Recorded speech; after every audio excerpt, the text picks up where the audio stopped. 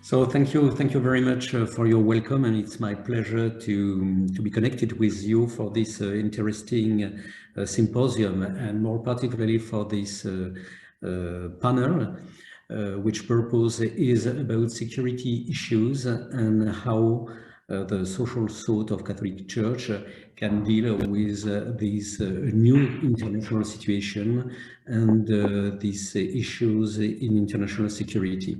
So we will have two panelists, and the first one is my colleague Pierre Gueydier. Pierre Gueydier is a specialist of international relations and more specifically of international security. And is from the Catholic University of Angers in the west of France. A few years ago, we have organized together a very interesting masterclass about peace issues, and I'm sure that his speech will be very helpful and inspiring for us today. So thank you very much, and I give you, Pierre, the floor for this first intervention. Thank you.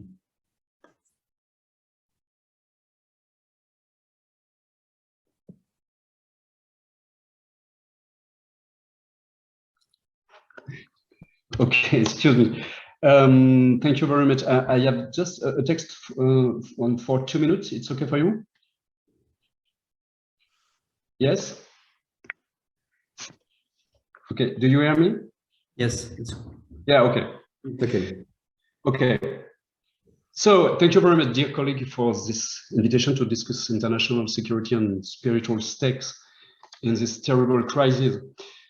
I will begin by stating, as far as possible, some brief consequences on the architecture of international security that seems to me at this stage possible to draw from the war in Ukraine.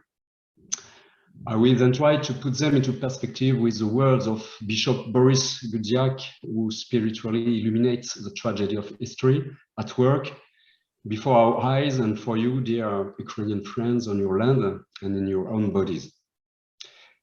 So Bismarck said the force prevail over law, but if force prevail over law, this simply raises the question of our security organizations and the very possibility of having a multilateral system. The essential question that arises 1 year after the outbreak of the war is the recomposition of these security architectures, which does not only concern the Europe continent, of course, but also the rest of the world. In fact, the war in Ukraine has effects that accelerate, catalyze, and recompose at the same time the disorder of the world and the need to rethink all our structure according to 4 lessons. The first one, the first lessons, concerns the weakness of the security architecture. First, the weakness of the UN and the Security Council in the face of an extraordinary event. For the first time in Europe, one of its members is violating the architecture of which it is a guarantor. This situation also shows that there is a structural blockage because this practice of force blocks international institutions such as the reform of the veto and lead to attempts to circumvent them by encouraging unilateral action by states under the cover of other form of multilateralism. The second lesson is that of Stuart Hall's famous phrase, the West versus the rest, in 1986. The vision of the world that we have put in place is still ultimately a very Western-centric vision. The rest is the majority of the actors in the world who want to be considered and who also want to assert their power.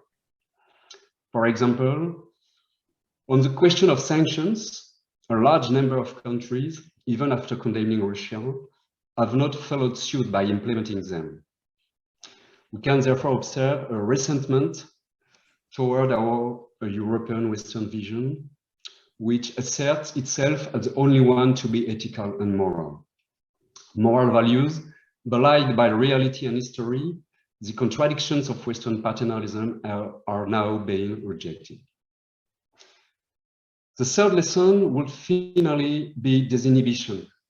The rest of the world reveals an entanglement that leads both to minimal support on the political side and not at all on the economic or military side. Around this notion of affirmation of powers, there is a question of disinhibition and unbridled ambitions. The war in Ukraine is perhaps not simply an inflection, but the continuation of a process of disinhibition that has already begun for many countries. There will thus be in the war in Ukraine a form of continuity in this global disinhibition, which we will not have seen nor recognized or understood. The perception, at least, of the place and the role of Europe is the fourth lesson. Indeed, the unipolar world in which we thought we lived as in reality disappeared with a shift toward the Asia-Pacific. This shift has created a form of strategic downgrading of Europe. This strategic downgrading of Europe is combined with a very ambiguous position of the new players and their cross-interdependencies, such as China, of course, Turkey, India, and Iran. Finally, we can ask yourselves the question of who is isolating whom. The discourse that we should carry is therefore an urgent questioning of ourselves to better understand the interaction between geography and ideologies. That is to say, the relationship between democracy, the support of Western public opinion, and less liberal or illiberal regimes, and even the question of the future of liberalism. Faced with these few tentative, realistic and cold remarks, how Catholic social thought helped to respond.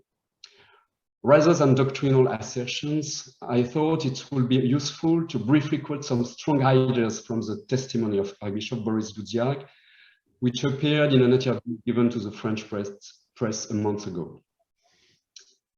Indeed, for the Ukrainian Greek Catholic Archbishop of Philadelphia, president of the Catholic University of Lviv, the fascination that Ukraine exerts today can be explained by the capacity of Ukrainians to put their lives on the line for values greater than themselves. Bishop Boris Gueydier points out that Ukraine has become the epicenter of global change, and perhaps more importantly, the epicenter of anthropological reflection. The Ukrainian resistance is a game changer and a beacon of hope in this unleashing of evil. It changes the situation on the political-military level, of course, but above all, it reminds us that the essential God of the moral forces of people, capable of standing up to the brutality of aggression to defend its existence, its dignity, and its unity.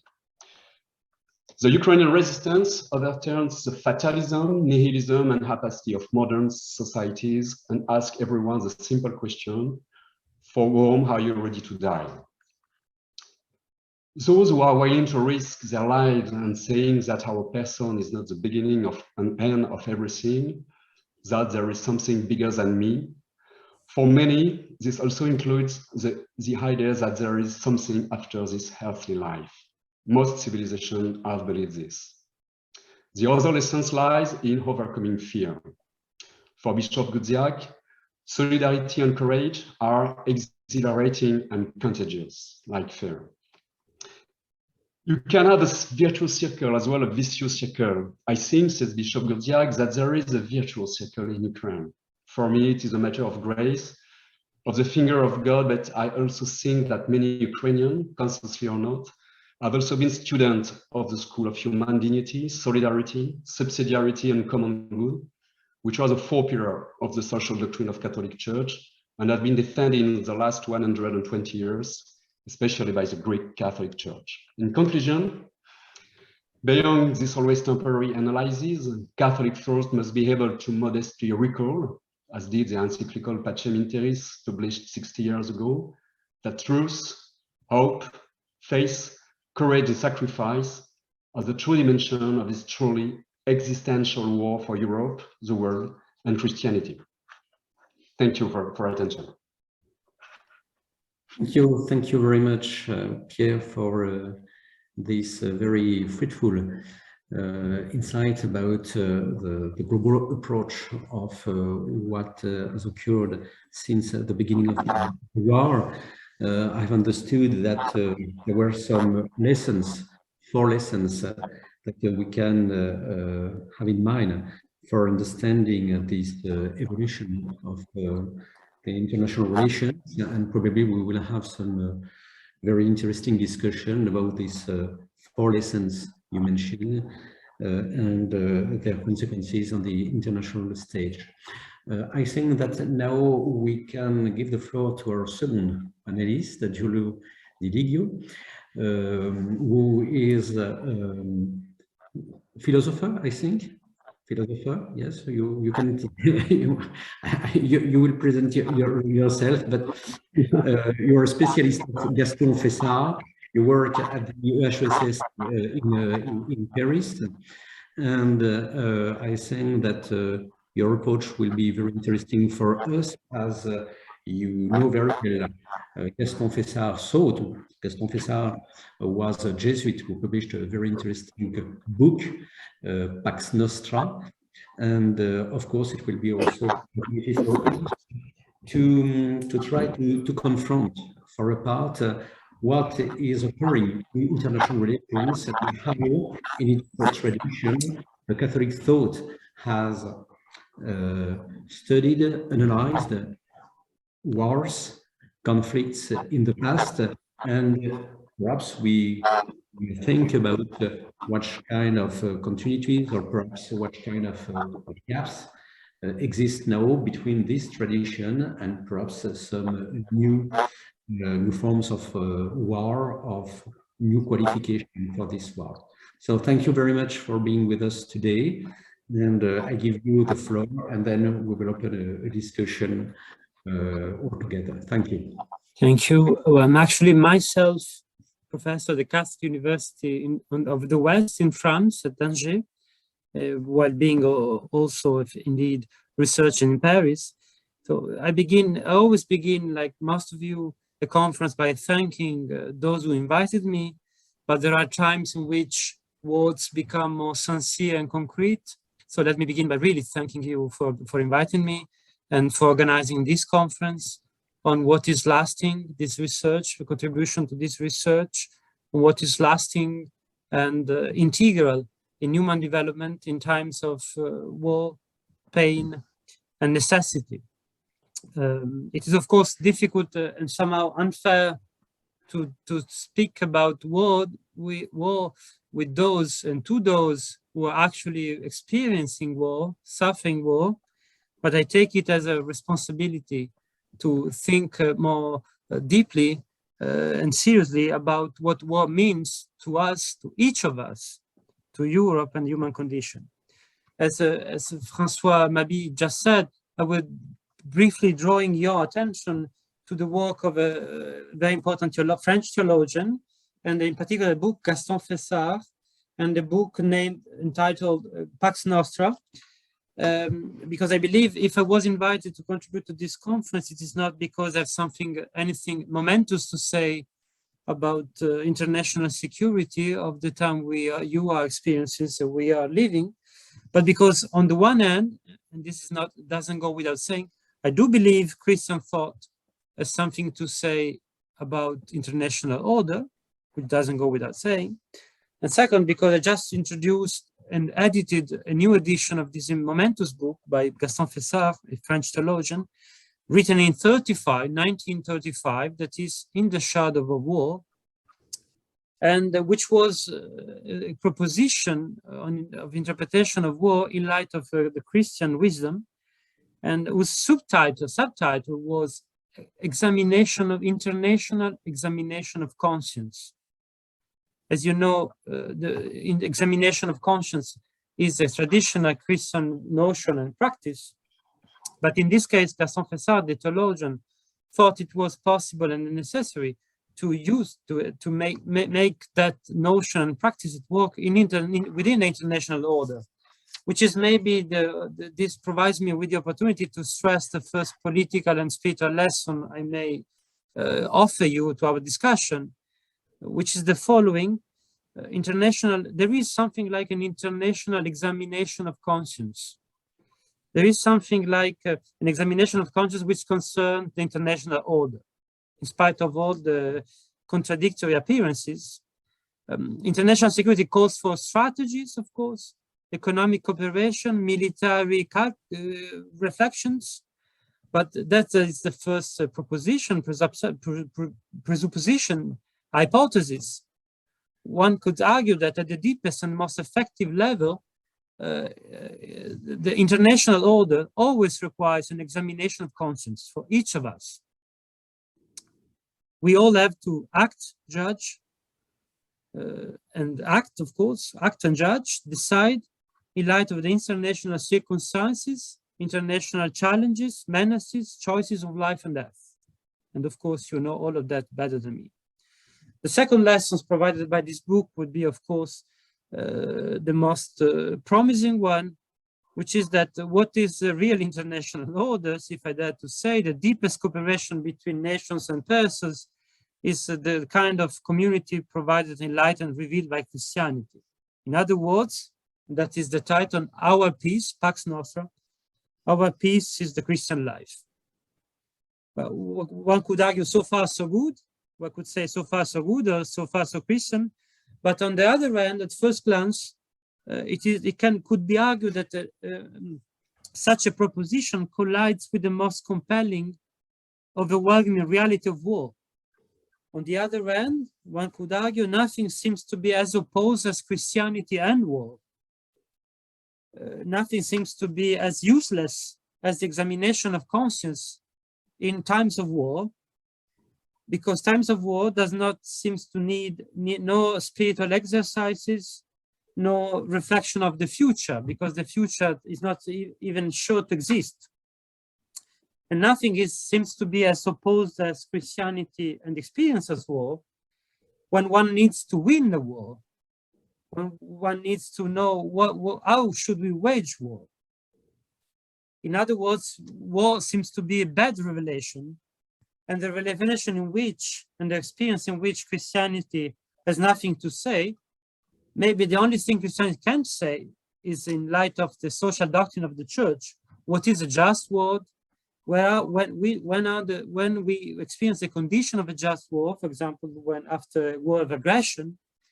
But again, if we were to meet this challenge, it could be argued that we do not need Christianity when we want to know how to wage war, and in particular how to win a war. But if we try to develop the kind of questions war reveals, we find, I believe, questions like the following. What does it mean to win a war? What kind of people, what kind of person will have won the war afterwards? What is a lasting sacrifice? How can we build a revealing peace, will be lasting and revealing peace? And as you can say, and of course, what does it mean to win a just war? And what is peace? And by raising such elementary, maybe too radical and useless questions in times of war, that is, in times in which survival is the golden rule, I'm already drawing your attention to the importance of Gaston Fessard's approach. Gaston Fessard, as François Mabi just said, was a very important French theologian in the 20th century, but if I dare to say, was a rare bird, a very unique theologian, insofar as he was a theologian, a priest, a Catholic, a Jesuit in particular, who, without ever losing sight at the eternal stakes of the soul, he was also a master of political judgment, a teacher of spiritual discernment in temporal issues. He was a great example of discernment of communism, Nazism, and totalitarianism on the 20th century war. And this allows me to say that we need such examples, both priests and all of us. And in 1935, he wrote this book, Pax Nostra, that is in another time of the war, as a response to a twofold challenge. And I would say an internal and an external challenge. external challenger was the rearmament of the Nazi Germany, 1935, and the internal challenger, or the spiritual intimate challenge, even if both external and internal challenges are spiritual and political challenges, it was also the challenge of the division of France. France was divided between nationalists and pacifists. That is, between those who love peace and those who love their nation.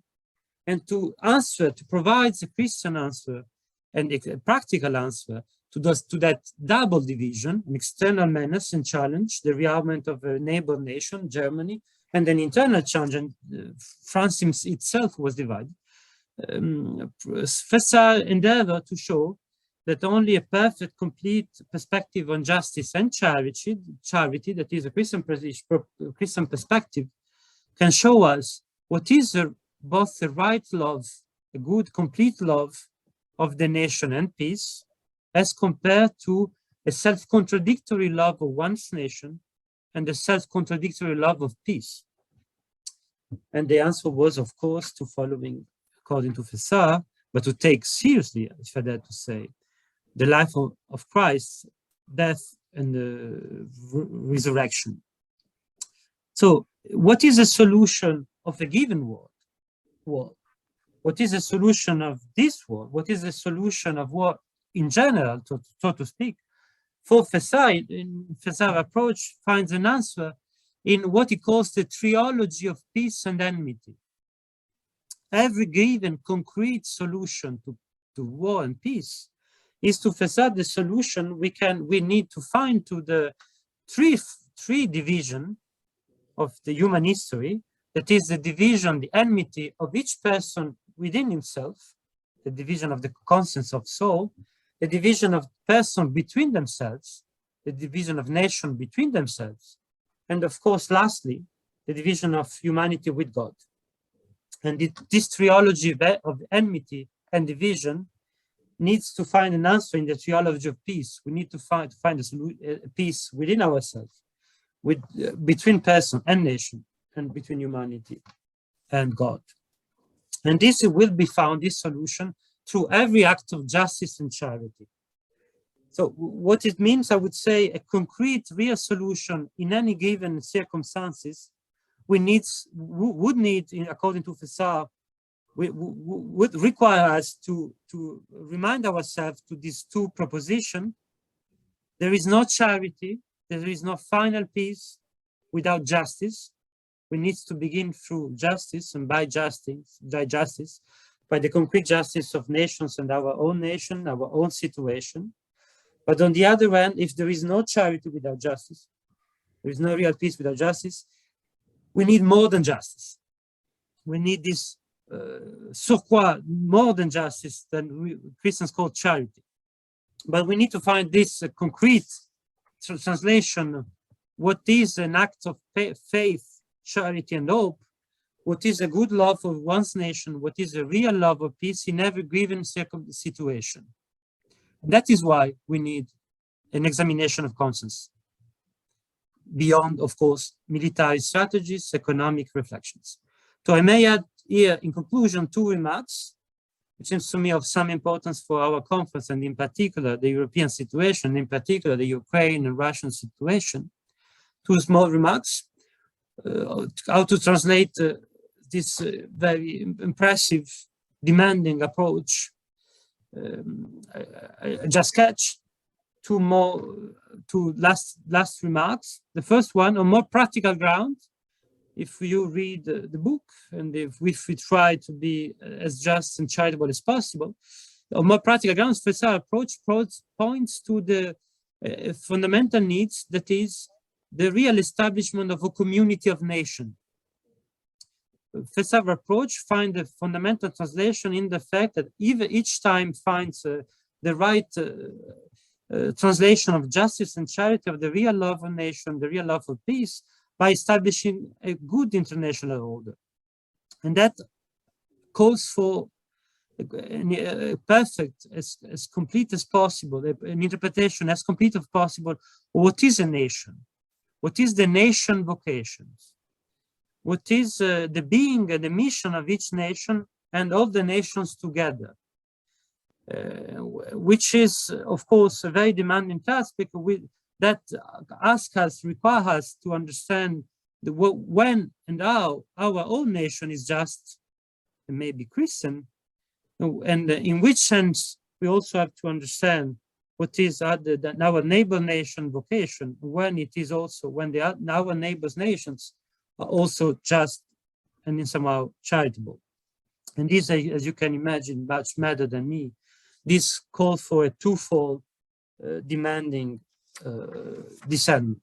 The second and last remark would be the following, which I believe provides very encouraging, promising example for your conference on the resilience and your situation. Fessard was also well known thanks to his later reflections. That is, between 1941 and 45, under Nazi occupation of France, he was part of a group of Christian theologians in Lyon in particular, people called in France spiritual resistance, a group of spiritual resistance. Maybe the best name, the most complete name for resilience is resistance and spiritual resistance. They issued a journal over the Nazi occupation of France named Christian Testimony, Témoignage Chrétien. And the very first issue was written by Fessard in 1941, and the title of the Fessard contribution was France prend garde de perdre ton âme, France be aware of losing your soul.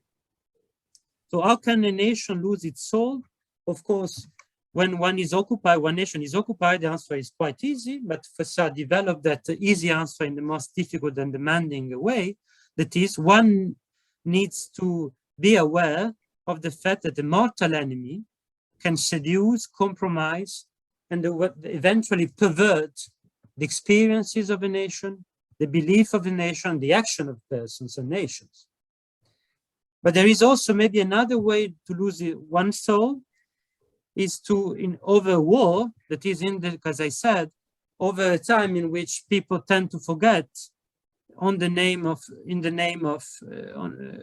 looking for survival on peace. What are the reasons to win? What is real peace? The real peace we look for, and some of us fight for. So the spiritual resistance is always necessary, like as the examination of conscience is always necessary. If I put it this way, in light of Fessard and other French theologians like de Lubac example, because even over war times, we always need to preserve the reasons to win through act of justice, by the preservation of the way we have to believe in the victory and peace. And that is where there is an overlapping point between strategy, the most effective strategy, and the most demanding ultimate proposition of Christianity, that is charity. What is this overlapping point between strategy and the Christian proposition, which, as I said, seems to be as opposed as possible to war?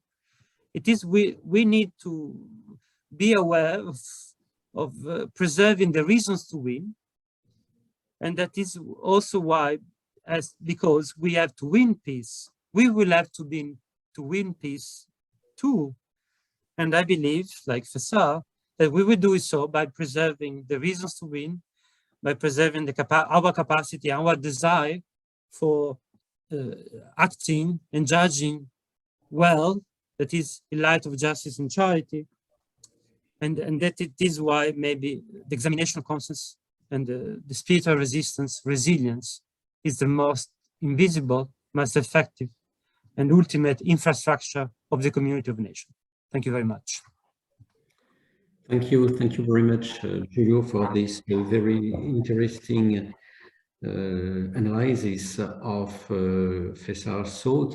I think that the purpose was to mention an example from the past during another war, and of course to be inspired by this reflection of someone who was at the same time a theologian, a Jesuit, and was a spiritual approach of war and peace. And I think that it will be probably very useful to think together about the link between what you've called, according to Fessard, the spiritual resistance and the notion of resilience that is at the heart of this symposium. Now I would like to give the floor to our third panelist, colleague from the Ukrainian Catholic University, Dmytro Sherengovsky, with the Vice-Rector for Academic and Internationalization in this university. So thank you very much for being with us today, and it will be a pleasure for us to listen to you and to be inspired by your reflection. Thank you so much for a kind introduction, Professor Mobley, and thank you, dear colleagues, for your inputs. I would probably continue some of these ideas, and I'll try also to show a small presentation and mainly focus on the challenges to the global security in the broader dimension that Russian-Ukrainian war showed to us. I think that I have 15 minutes, so I try to be as fast as possible, like to leave a time for a few comments. So first of all, I would like to start with the mentioning of the solidarity with the quote of the Saint John Paul II, that solidarity is an authentic moral virtue. As you can see, it's not a feeling of fake compassion or shallow distress at the misfortune of so many people, but both near or far. And on the contrary, what is more important is the firm and preserving determination to commit oneself to a common good.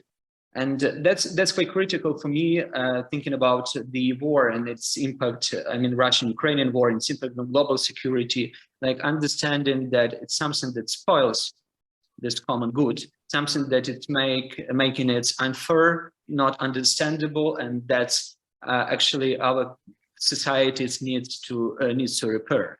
And later on, I built on the quote of our president, Archbishop Boris Gueydier, that thinking about solidarity, that no act of good is lost, so no gesture of solidarity is without a fruit. So it's really important, right, to consider solidarity not just as a thinking, but actually of acting. So that's quite important concept.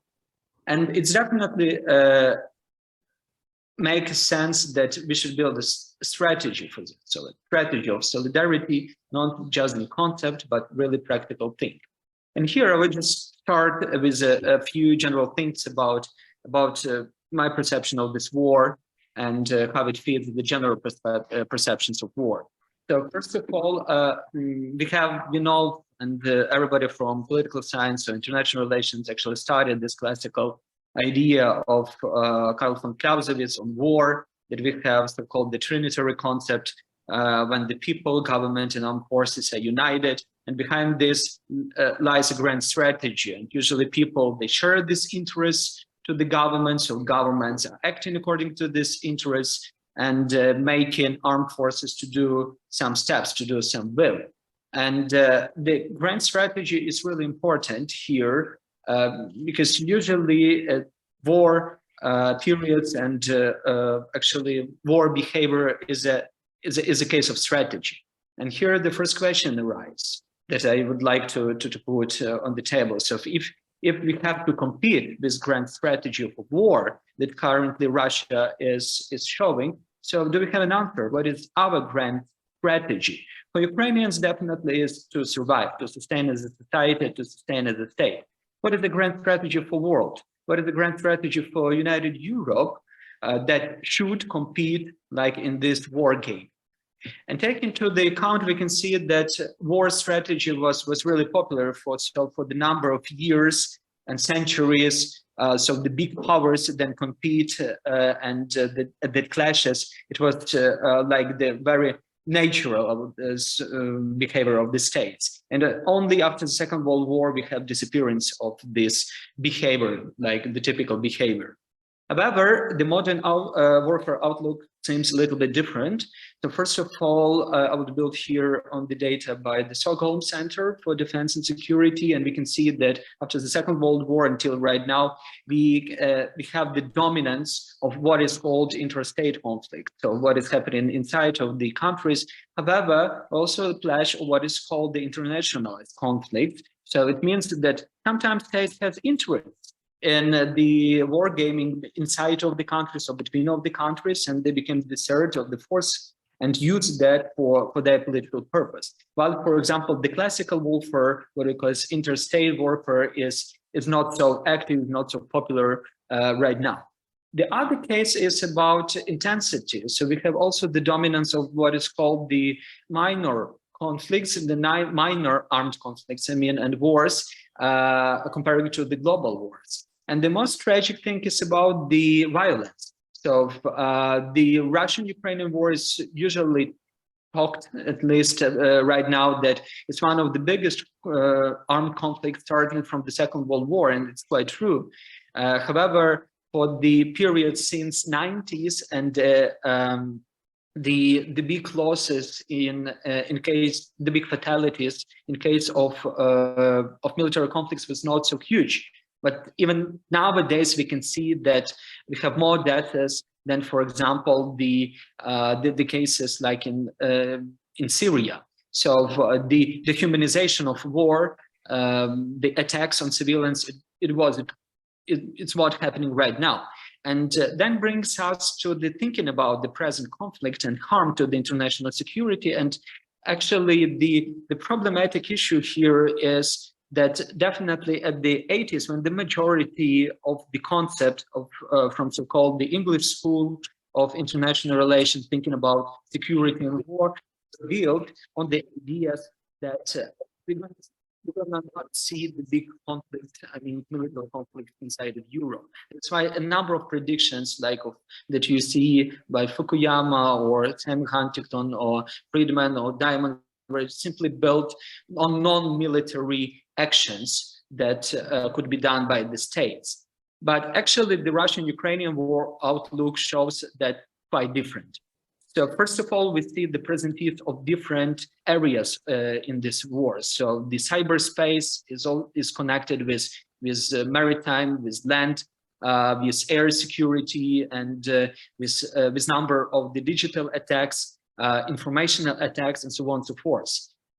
It do corresponds with the recent strategies that NATO has made of including different domains, making the multi-dimensional battlefield. However, it does not correspond the security strategy of European Union that usually is trying to build on non-military action. The other point is that what we see, and we talk a lot about the hybrid warfare, and we can see that this is not only military domain of this hybrid warfare, but actually the combination of different fields that are acting at the same period of time. And that's quite true, because my second bullet point is actually that Russian-Ukrainian war started long before 2014, because to some extent we can see the different domains that Russia was doing and attacking Ukraine before 2014, before annexation of Crimea and before occupation of Donbass, including like energy attack, including cyber attacks on the critical infrastructure, including economic attacks of buying and collapsing Ukrainian industries and corrupting Ukrainian government. So there is a big question that having this in mind and building our strategies, our grand strategies of resilience, nevertheless, we can see that we don't have an answer, so we can't prevent it. And my colleagues mentioned before that neither international law, neither international rules, neither UN law, UN-based law was not able to stop this. Everybody was not waiting, but actually the coming to so-called the conventional or military domain, and only right now we can have some actions in that. But later, I will skip a few because I'm seeing that we are lacking of the time. What is important here that indeed it was Russian approach to war. So this was like the classical Russian understanding of how they should act.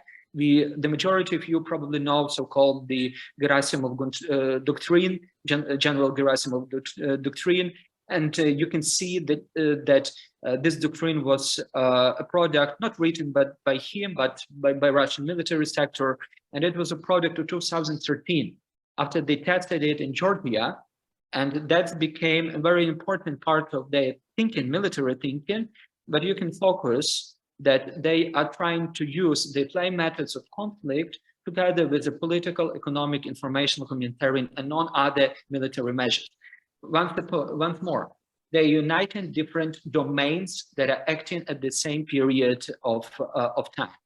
And actually, since February 24th, we can see that this hybrid warfare that is going on is actually coming to the conventional phase. So, and we see the results of this phase. We see the results of this attacking.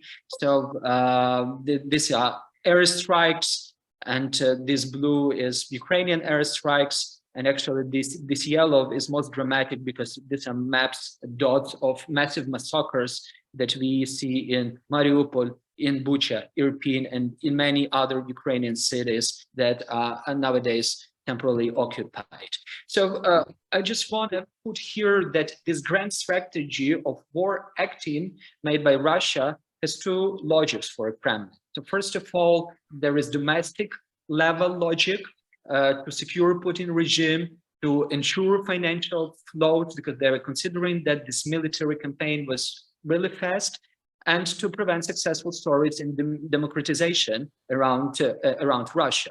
So just pay attention here on the surveys, recent annual surveys that are made by Russian Levada Center, that is a sociological agency. And you can see that here at the top, we have Putin's approval rating that is ended in January. I do believe that currently there will be new updates. And you can see that every time we have a growth of people approval of Putin regime, there is sometimes something connected with war, like Chechnya. Then we have here the Russian-Georgia war. Then later we have occupation of Crimea and on Donbass. Then we have decline of this approval rating. And nowadays, please, you can see the approval connected with full-scale Russian invasion in Ukraine. And the same interesting story is about the governmental approval, not so high as Mr. Putin has. However, we can see the same tendency. So it's proving one of the ideas that usually is talked in the West, or for example, in the global South, that this is a Putin's war. No, it's not the Putin's war. This is a part of the grand strategy that Russians bring in, and society, together with the army, together with the government. So this in this trinitary concept that General Clausewitz brought to us, it's actually what we see right now. But there were also the global logic behind this, and it's connected with the so-called defensive realism and offensive realism approach that Russia is using. So if, for example, they're usually saying if NATO was using this defensive realism approach, for example, in case of Bosnia, so and why can't they do this? So there's a famous proverb that they usually continue for that. And there is also a logic of the superpowers. So they are still trying to bring back that logic, the previous logic of the big powers that we've seen during the Cold War, and definitely the search for a place between US and China. So they haven't answered this question yet. However, what are the implications actually for the global security agenda? First of all, the tremendous humanitarian crisis and tremendous specific killings of civilians, but also, for example, educational infrastructure. So you can pay attention how many of the premises of healthcare facilities and educational facilities were simply destroyed. Later on, we have also implications on the global economy that caused the rise in number of the global inflation that is happening right now, and too many predictions will happen in the few next years, exactly after the COVID times in inflation. And finally, the food security. So food security challenges, we already seen that, and there is a big question that stopping Ukrainian grain, stopping Ukrainian agriculture export from Ukraine is definitely making a threat to the number of African and the number of Asian states. So the global food security is also questioned, and it was already proved.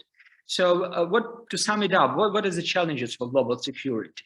First of all, that I mentioned that there is a grand strategy of war acting that we see is coming from Russia, and we don't have the grand strategy for counteracting. Take into account that this is war between non-nuclear, nuclear country, this is a great challenge to international security. Also, we have this dysfunction of international rules, for example, the absentees of automatic punishment. Ukrainians have for many of the years and months, so they're asking for some kind of military assistance, we were asking for making some actions of the sanctions, and even until now, so they're just starting. So here, something new should be created. Definitely risk of military dictatorship and supremacy, because many of the authoritarian regimes paying attention what will be the outcome of Russian-Ukrainian war and of the Russian-Ukrainian war. So what can they act and do in the same way? Humanitarian, ecological catastrophe, then food security, and mostly important, even if we succeed to stop this military domain, that does not automatically mean that war between Russia and Ukraine will stop, because we have all the other domains, and to some extent we can observe it in the region that war in Moldova, in Chechnya, in Georgia, in Syria, and other aspects are still present. So how to fix this? There's a serious question for church, and thinking about that in terms of the social doctrine of church, I can think that every part of this bullet points that I'm bringing is actually needs to have some answer from the social doctrine of church, because every part of it is breaking the global solidarity, is breaking like a number of papal encyclics like Laudato Si that is calling to ecology, but how we can sustain ecology in the times, in the conditions of the war, and should be answered. And here, I'm just referring to the beginning, to the question of solidarity as not just a concept, but at the action plan, at the great narrative that we need to answer. So I just want to finish, sorry for taking so many times, with the words of the Secretary of State Antony Blinken during his visit before the full-scale Russian invasion, that we should prevent the narrow interests of some state would go ahead of the shared interests of international community. So thank you so much, and sorry for taking so many time. Thank you very much, Dmytro. It was very interesting to listen to you. Of course, there are many points that you underline that are so interesting, and just would like first to congratulate you for the use of the conflict databases of Uppsala University. I think that it was very useful to use them. I worked at Uppsala University during a long time with Peter Wallenstein, and so I'm very happy to see that his work can be useful today. And what you have said about the conflict in the past and the comparison made just with the current war is very interesting if we want to compare and to better understand what are the main specificities of the current war in Ukraine, of course. Also, among many other points, I think that in your conclusion about the challenges to global security, what you've mentioned about peace agreements is also very important. There are also a lot of databases about peace agreements, and it's very interesting to compare or to map a kind of typology of war, of conflicts, and according to this typology, what kind of peace agreement can be useful. And of course, you probably know that Notre Dame University, United States, has a specific work about matrix peace and this aspect of peace agreement. But I think that in a foresight approach, it could be very useful to work on this specific aspect of peace agreement to know how or what kind of peace agreement can be the most useful for this war in Ukraine. So I don't want to be too long, and I'm obliged to the floor. I think Vladimir, I think that we have time to have a discussion together, and probably some people in the audience would like to ask some questions to the panelists. Yes, I would. Yeah, I would suggest that. Yes, let's have some extra time for the questions. I'm really kind of very interested in this. If you can stay with us, obviously. Okay, so among the audience, does someone do you have any question for one of the panelists or all the panelists?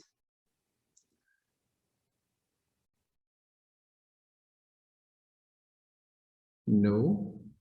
Yes, Taras, excuse me. Yeah, thank you, Francois. Thank you for all the panelists for your contribution. My question is like a continuation what Dmytro was reminding us about, this transition from more classical approach to, war, which was like limited to the battlefield, to the concept of like total war, hybrid war, and where all other means like economic, informational, and ecological, and whatever are used as weapons. And I wonder really if the Catholic reflection, on security, on war, has a response to this new reality. And for example, to make a question even more concrete, of course, we know about the doctrine of just war, but for example, when we are confronted with war behavior, which is really which is full of war crimes, or which is based on genocidal intention, is it possible to justify the concept of just international intervention on the basis of the Catholic social doctrine? So just war and just intervention.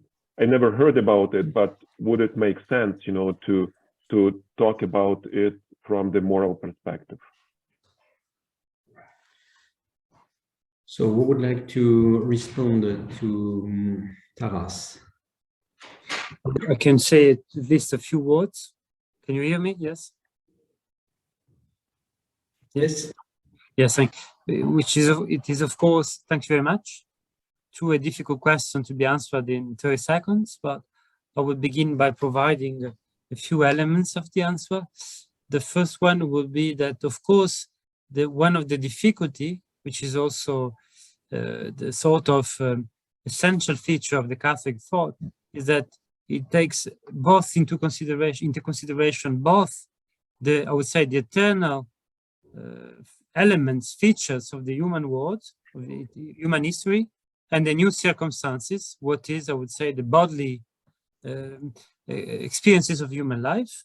And that is why Pope Francis seemed even to argue that there would be a possibility of considering that even the doctrine of just war is no longer timely for us, which is not my position, but the first part of my answer would be that what is difficult is also promising, or in any case, it is also part of the eternal task of the Catholic social thought, the political thought, that is, there is something which is eternal, and there is something which needs to take into consideration contingency, the concrete, sometimes partly new circumstances.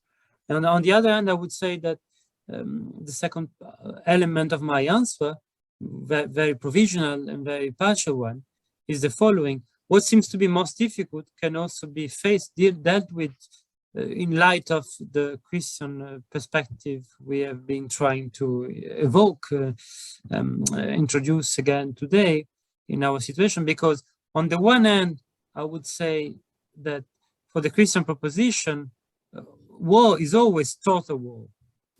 it always involves the all condition of humankind, the all of the person, the soul and the body.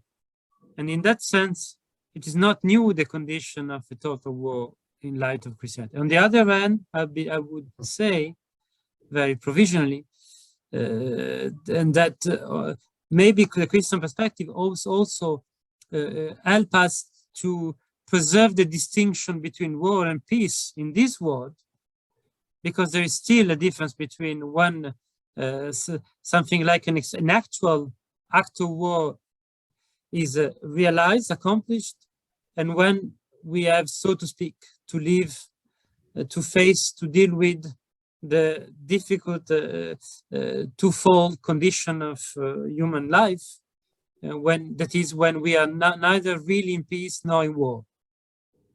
Well, thank you. Is someone else want to respond to Taras? No. Perhaps I can just add a word. I think that during the beginning of the war, perhaps until May, what we observe for the first time since a while is probably a kind of dissociation between the popular response, the analysis of Pope Francis about this war, and the approach of the Secretary of State. I think that the first response of Pope Francis about the legitimacy of armed defense was corrected in some gone time by Paroline or Gueydier, who said, or who just remind that the tradition, the intellectual tradition of Catholic thought is to accept probably what we now call the legitimacy of armed defense and not just war. And that in the case of Ukraine, it was, of course, normal to help concretely Ukraine with arms. And so for responding to your response, I think that, to your question, I think that in the Catholic thought, you won't find any typology of conflict and war, and probably it's a lack in this international thought. We'll find some global observations or proposition about the international order, how to improve it, some interesting reflection about justice and peace, which can be useful for peace agreements, for instance, but probably there is a new step to have in order to have some better responses and in order to improve this Catholic thought. I think that since many decades we don't have seen any global international meetings about all these questions. You can find some specific meetings, international meetings about nuclear weapons, about economic aspects, but if you take some slides that Dmytro showed us, it was very interesting that to understand the different aspects of this war that you mentioned as an hybrid war.